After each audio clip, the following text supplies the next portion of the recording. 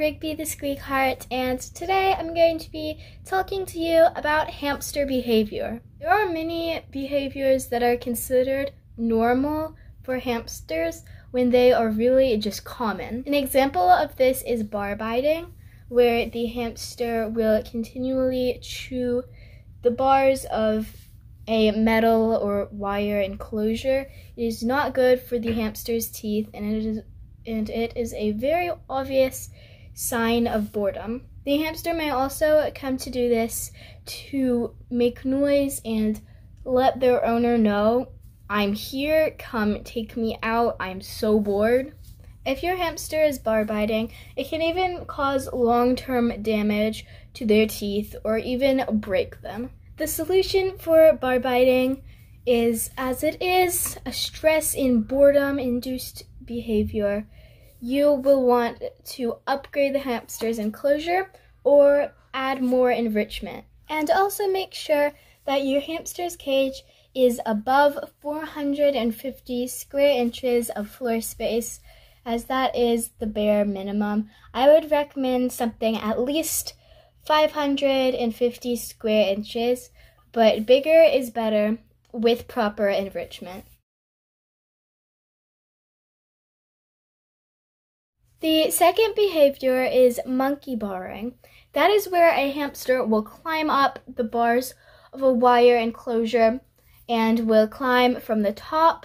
And hamsters are not very good climbers by nature, so they are ground dwellers and burrowers. So they will fall, and especially if they don't have a lot of bedding, they will hurt themselves if they fall while hanging from the top of the cage, as they will just let go and fall. The cause for monkey barring is just about the same as bar biting. It is a stress and boredom induced behavior. Also, the solution is the same as with bar biting. Just upgrade your hamster's cage and provide better enrichment. And the last stress and boredom induced behavior is cage pacing. Especially in dwarf hamsters, they will dash back and forth across the cage as a way of saying, "Get me out, I'm bored." As with bar biting and monkey barring, this is a stress and boredom induced behavior, and the solution is to upgrade your hamster's cage or provide more enrichment.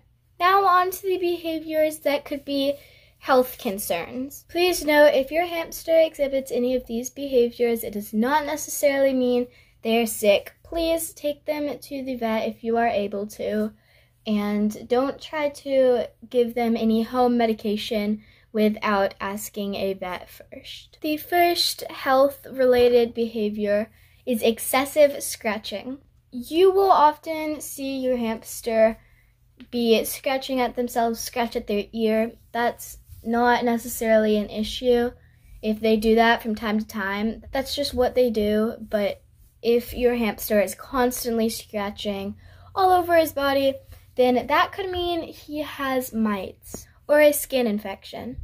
Either of these will require attention from a vet, so be sure to take your hamster to the vet. What if your hamster is using the wheel way too much or way too little?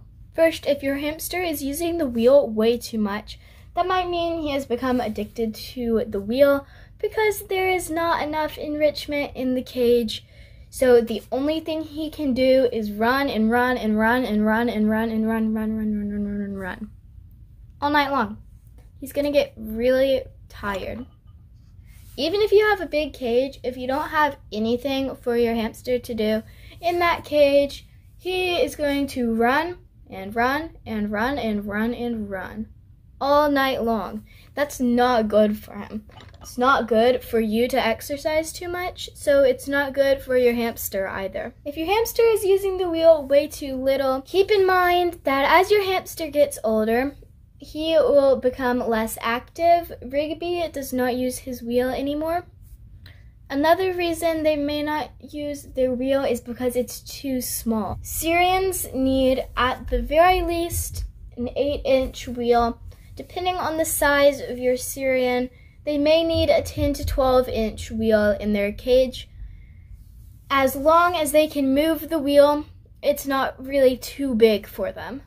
A robo could run on a 6-inch wheel, and a winter white hybrid dwarf could run on an 8-inch wheel. But it's recommended that the robos have a larger wheel, because the smaller the wheel, the less control they have over it. And it's not funny when your robo runs and runs on the wheel and then stops and flies off. They can get seriously hurt from that. What if your hamster is not eating? First of all, he might actually be eating. Hamsters hoard food in the pouches on the sides of their heads, and they will return it to their nest or burrow, and they have a food hoard that they will snack on whenever they feel like it. So if they are not eating all the food you put in their food bowl, they're probably eating from their food hoard. If you need to know whether your hamster is actually eating, then go through your hamster's cage and remove any food hoards, and then give them new food. Chances are they're going to eat that food or store it in their cheek pouches and then put it in their burrow. If they are still not eating, then it may be time to call the vet. That's all the behaviors I have for today. If you have any more questions or you have a behavior that you want answered, let me know, and I will address that in a later video. Thank you so much for watching today's video. I hope you enjoyed and you got some nice information from it. And if you enjoyed, please give this video a thumbs up and subscribe so I can keep these videos coming to you. Bye!